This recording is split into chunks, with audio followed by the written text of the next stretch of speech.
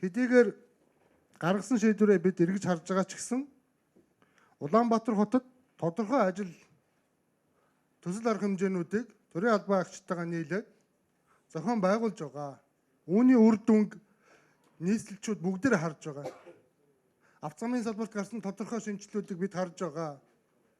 Баян зүрхийн гүүр, Налаахын зам, Сонсголонгийн гүүр, Яарамгийн гүүр, шинэ гүүр, замын цагдаагийн уулзвар дээр барьсан шинэ гүүр гээд олон ажлууд бид нар бас хийж хэрэгжүүлсэн.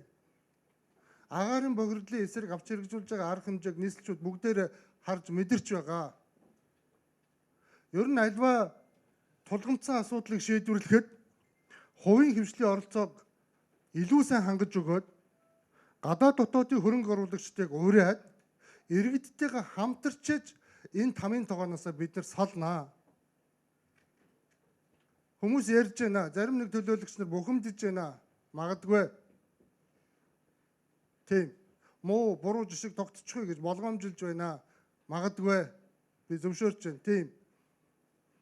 Би бас та нартай адилхан жолооч хүн. Энэ нийслэлийн 1000 гаруй километр авто зам чинь нийтийн өмч байхгүй. Өөрөөр хэлбэл нийслэлийн сая 500 орчим мянган иргэний өмч юм байна.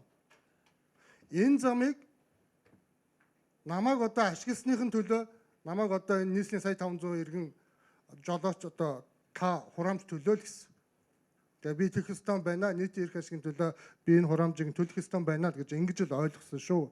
Тэгэхээр зэрэг цаашдаа бид нар олон одоо төлөвлөсөн ажлуудаа хийж хэрэгжүүлнэ. Хийж хэрэгжүүлэхийн төлөө бид нар одоо чөмгөө дундарт л одоо зүтгэнэ.